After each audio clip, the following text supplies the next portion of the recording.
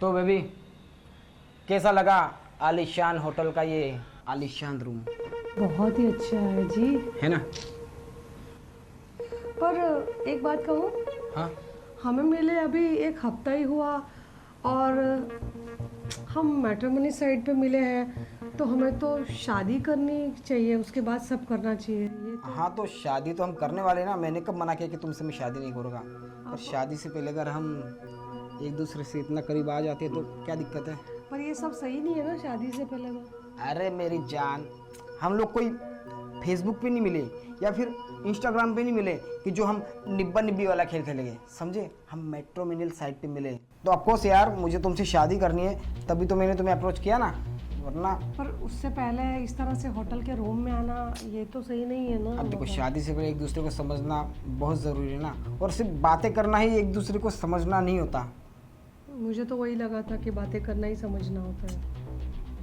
देखो अब मैं क्या कहूँ, अगर तुम्हें ऐसा लगता है कि तुम कंफर्टेबल नहीं हो मेरे साथ या तुम्हें भरोसा नहीं है तो कोई बात नहीं। नहीं नहीं नहीं, ऐसी बात नहीं है, पर तुम ही सोचो ना, शादी से पहले ये सब थोड़ा अजीब लग रहा था, इसीलिए। देखो मैं तो शादी के बारे में बोल रहा था। अब कुछ लोग तो शादी तक बात नहीं करते, गर्लफ्रेंड्स बॉयफ्रेंड्स होते, कॉलेज टाइम में ये सब करते, तो इस जनरेशन में ये सब चीज़ उनके लिए तो कॉमन हो गई। और जब हम शादी करने वाले हैं तो हमारे लिए ये चीज़ अनकॉमन कैसे होगी, है ना? सही बोल रहे हैं। तो अगर मुझ पर भरोसा हो तो ठीक है, वरना कोई बात नहीं। पैसे जाएंगे, दूसरा क्या होगा, हम अब चलते घर, होटल्स में खाना पीना खा लेते फिर। ऐसा कुछ नहीं है। मैं चेंज करके आई, मैं बस वॉशरूम जाके आ रही हूँ। ठीक है, चलेगा। लो भैया, इससे तो पटाने में बड़ी आसानी हो गई। बस इससे पहले कि बाहर आ जाए मैं अपना काम कर देता हूँ।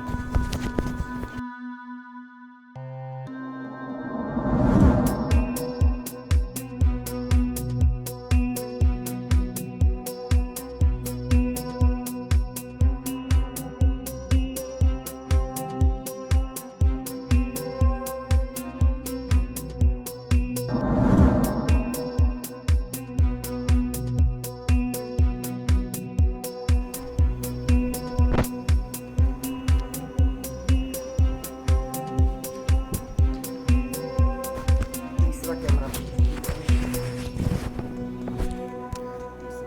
आएगा यहाँ पे।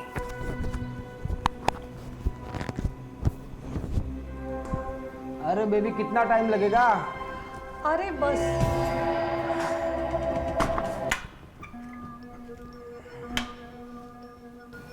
ओह,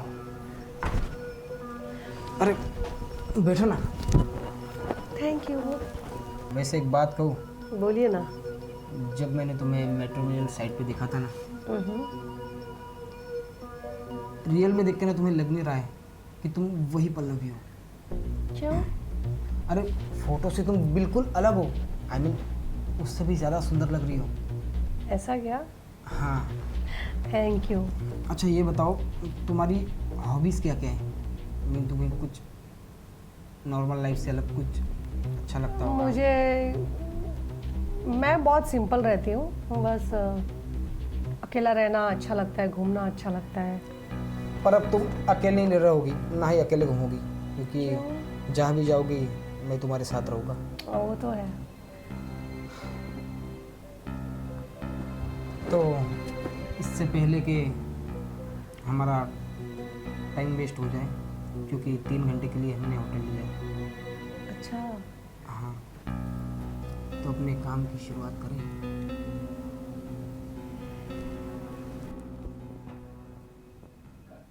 अरे भैया का फोन, बहुत दिनों बाद। हाय भैया, कैसे हो? भैया की बच्ची, तुझे शर्म नहीं आई ऐसी वाहियात हरकत करते हुए? हाँ? वाहियात हरकत मैंने क्या किया है भैया? अच्छा तुमने क्या किया है?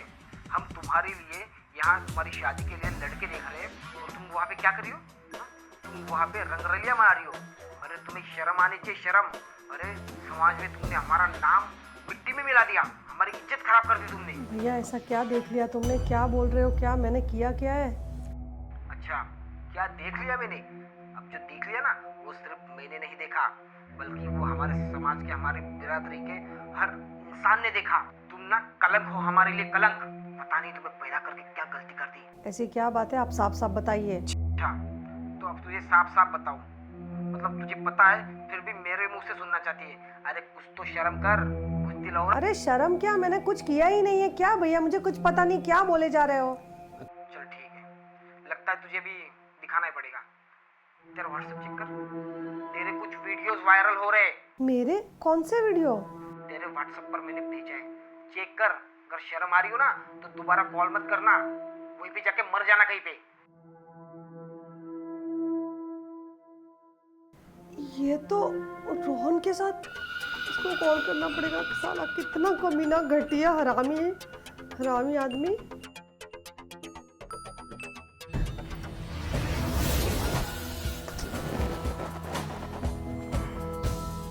अब इसका फिर से क्यों कॉल आ गया? हाँ बोलो। हेलो। अरे क्या हुआ, इतने परेशान क्यों हो?